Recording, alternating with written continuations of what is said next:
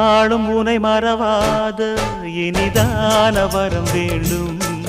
உறவாலும் உடல் உயிராலும் பிரியாத வரம் வேண்டும். விழியோடு இமை போலே